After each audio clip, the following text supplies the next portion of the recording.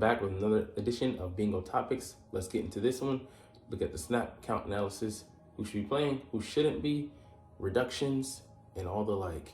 But man, we got a couple things to deal with before Dallas week officially begins. Well, culminates in the game. What's up, it's your boy Cintron coming back at you with another analysis video. And kid you not, that's the wrong name.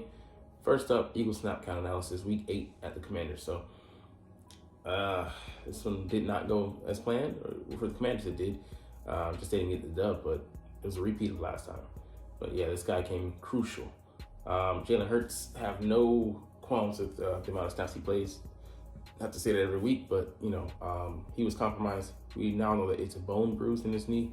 Just gonna be dealing with some pain, until it heals up. But the bye is coming after the Dallas game, so hopefully we can just get through this with a win, get to 8-1, and then get some rest much needed rest for everybody, including some of the guys below. But he was in the pocket, which actually I don't have a problem with him being, because it led to this stellar performance, his best of the year, 4 TDs, man. Can't get any better than that. Just don't, lose the fumble. I don't think it was his fault. We'll get to it later in a second, but on the tush push. But yeah, we'll see whether this aids or hurts his cause, no pun intended, in their efforts to hopefully oust Dallas at home. Because they have a ferocious pass rush. Michael Parsons off the ball incredibly fast, and as well the D tackles, Onyemata, whatever his name is, and Tank there, and Tank Lawrence there as well. He's having a revitalized season, so it's gonna be an interesting chess match. But we'll get to the guys that'll battle them in a second. But first, DeAndre Swift, 44 snaps. I think he had his highest percentage of snaps played, and yeah, it was good. He didn't average a huge amount. I think he made like 3.6 or something like that. But he played a pivotal role, and I wish they would stop giving the guy below him, Kenneth Gainwell, snaps. It was, his snaps been decreasing despite what Nick Sirianni been saying that, we trust Kenny and we're not going to reduce his role because of this. Over the past couple of weeks, it's been going this way. And I agree with that assessment. It should, especially him tweeting at halftime back to fans instead of focusing on the game, after a fumble. He's worried about his social media presence. I covered that in short yesterday, but I'm going to be short with him because I'm, pissed. But that fumble just cannot happen within the, inside the 5 or the, first and goal, not first and goal, but goal line to go. You got to hold on to the ball, him and Jalen. And it just, he was like -4 rushing yards, yesterday. Did catch all 5 of his balls, for 30 yards, I believe.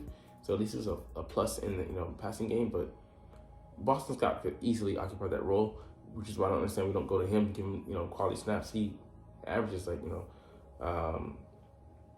maybe 4 carries and 5 point, something a touch, 5.3 maybe. He should be getting the snaps. And then Rashad Penny just sitting on the bench. I believe we just conserving him, but that was like me believing last year we were conserving plays and we were just playing conservative. But I don't know, man. We'll see what they do heading forward. But the game's gonna get sloppier. We're gonna need somebody who was plotting steps like plotting choppy steps that are so careful, but that don't reduce his effectiveness any more. Don't reduce his effectiveness any in Rashad Penny. So we'll see how that goes. But yeah, man, Swift, these are his rushes and carries, and you can see just game he didn't get enough. Got enough there. He had 3.6. We weren't very committed to running the ball yesterday, but okay. As long as he finishes the season healthy, we can, use him in the playoffs. I'm fine with keeping that around that number. That's the magic number. They definitely don't want to let him get here. Even though running backs get stronger usually as the game goes, or a lot of them do, but we'll see. No problem with these guys. These two had a combined 8 targets, 8 catches, 7 targets, 8 catches, 7 for 79, and I think 8 for $130. I mean, what do Jalen has to go there. I mean, it led to us, having such stellar results, and those guys were, playing out of their minds. Olamide Zaccheaus had 1 for 5. 1 target as well, but that's where the game goes. And Julio, I think, had one, but he made it count with it being his first touchdown in Philly green. Welcome to Philadelphia, Julio Jones, a future Hall of Famer. But man, it's great to see him out there. I like our quintet, with including Quez. I don't know how he's going to fit in the roster though. When he's eligible to come back, I think after the Cowboys game, who knows? But man, right now it's good, man. It's good. You like that? Not starting four, but these top four, comparatively speaking, against anybody in the league. Dallas Goedert, he played quality snaps. He got like 40 or some receiving yards. Being used in the passing game, it'll come and go, but he could have gotten more work yesterday. But the lion's share went to Devontae and AJ, so can't complain with that. Jack went out the game. Hopefully, he came back, but hopefully, it's something that just a nick that he'll be dealing with, moving forward. No Sirianni, but not Jack Stoll, Calcaterra suffered a concussion. He had a history of those in college, so when he retire, hopefully he can. He'll be fine moving forward. He'll be able to deal. The linemen, I have no problem with the guys. Yesterday, we definitely protected well in the pass game. Jalen wasn't under tremendous pressure. There were, a couple of breakdowns, and, that line is talented. Deron Payne, Jonathan Allen, Chase Young, and Montez Sweat, that quattro can give anybody problems, but, we have a superior line. Jack Driscoll, I don't remember him, see it, but probably was like maybe unbalanced line look or something like that. Don't remember those two snaps, but, I remember Sewell Pettit coming out for injury, I believe, and then Tyler Steen coming in. He looked fine. He was looking back. So much to, see, to confirm when Jalen was going to snap the ball and, get your head around. But, yeah, I didn't see him let up pressure. So, we'll see if that impacts things going forward. If, Cam Jordan misses some more time, or, I don't know, he might be at the first sub at guard and tackle. Could be. So, who knows? Edge defenders, yeah, these guys played a lot of snaps. I really want to get, I think if we had a fourth guy, Nolan Smith, he just isn't ready right now. 4 snaps, we don't trust him, nor do we trust Derek Barnett. We trust him more than Nolan Smith. Interesting. But, yeah, Josh Sweat, and Hassan, it's not, we're tailored towards a different mindset, this year. We're playing the run, truly, and then earning the right to rush the passer. Last year, we were playing the pass on the way to the run. So, leading to lower sack numbers, but we're starter in the run game. I'll take that any day of the week. Able to truly make teams one-dimensional. And the sacks will come, they'll come in bunches. But it's funny, we're on pace. As far as last year, I think we're only 2 off, the number of sacks we had through 8 games. So then we just exploded.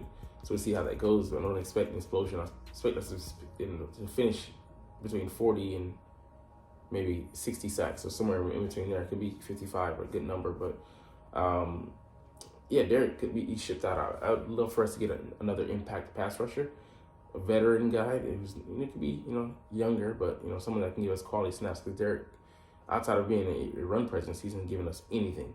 He's had 1 sack in the last 17 games, and I think 0 pressures. Yeah, you get 0 pressures, bro. You're a net negative. If it wasn't for his experience, he'd have been out of here a long time ago. So, also some boneheaded stuff. I think maybe this past game. But also, the past game as well, it was highlighted. I'm like, what the fuck are you doing? But Brandon, we just, maybe want to have him ready for the later push, and then he's older. So, if we had just one more guy, I think we'd be good to go. And Nolan, he could maybe potentially be that guy later, but definitely not now. He screwed up on a huge special teams play. Could have gotten more yards if it wasn't for him. So I was like, damn it. Smith. All right, interior line, Fletcher Cox. A little bit too many snaps for my taste, but we had Jalen Carter go out at one point. Jordan Davis on a pitch count with a hamstring. He's on the back injury amongst other issues, and Marlon. He's not the guy that's going to get a high number of snaps, but he's going to give us quality. Kentavious, took some of Jordan Davis's snaps, and he's been effective. Milton always flashes, but he was in and out of the game as well. So our depth, being whittled away a little bit there at D-tackle, but, hopefully these guys get more healthy heading towards the bye week and then out of that as well. Linebacker snaps. Zach Cunningham. Yeah, he was, I think, our best linebacker yesterday. And then he has a good presence, but in passing game as well, he was, he was shading guys. So you can't blame him for not. He's not a coverage linebacker, but he did his best. Gobi Dean had the lion's share of snaps over Nicholas Morrow. This is like 70-30 split. And he didn't look impressive. He was making tackles, but it was after the fact. No diagnostic skills, on display. Maybe one play or something where he kind of flashed, but he just looked like a fish out of water. And it's hard for me to justify him being out there. He's supposed to be our best coverage guy, but he was getting eaten alive. But I'll give him a break this week because our whole defense looked off because of our game plan, playing off and just letting Sam Howell have open access to the field. Anybody's gonna look that good, when you do that. And Nicholas Morrow, yeah, I think he did look better than Dean yesterday, but who knows? I want to see us, how we play, come out and play in this Cowboys game at home, because we can't let Dak do the same thing he did last year unless he just want to repeat, and then I'm not gonna be mad because we're allowing that. Cornerback didn't have any qualms with the way they played because or defensive back, because that was the game plan. Play off and get beat. So I mean, Sidney Brown got burnt for a touchdown. James Bradbury got burnt for a touchdown. I'm gonna put those on them because the way we were playing, it leads to a passive mindset.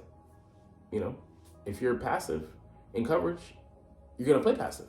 It's hard to be aggressive when you're that far off the ball. It's actually gonna work, in the opposite. But yeah, man, not much to evaluate there, but this was interesting. Grady Jackson, the D tackle there in Atlanta, tore an ACL, so he's out for the season, making Atlanta panic. They called us, we called them. Probably, Howie being active, but we shipped Kentavious Street off. I'm sad to see him go because he was a guy who had come on as of late and had more of a presence. Definitely better than the afterthought. Quality D tackle. And we still have 6 now instead of 7. We're getting we're shipping a 2025 7 and getting back a conditional 2024 6 round. So he has to play, I think, more than like 6 games or 6 games or more, and then we'll get that 6 for this next draft coming up. Definitely a small price to pay, and getting back some picks that we sold off this offseason earlier, but sad to see him go, the impact he could have, and just athleticism. The guy's a solid player, man. And yeah, we like I said, we have Moro Ojomo will most likely take his place. We'll see how he plays. He's a rookie. Don't know what to expect. I mean, I think he can be quality.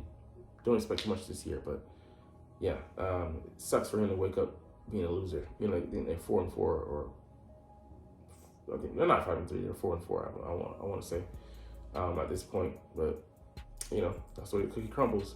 Like I said, this guy here, Jalen Carter, suffering a back injury. He was he's getting MRI. We'll see how he's doing, but man, it's so different when he's out.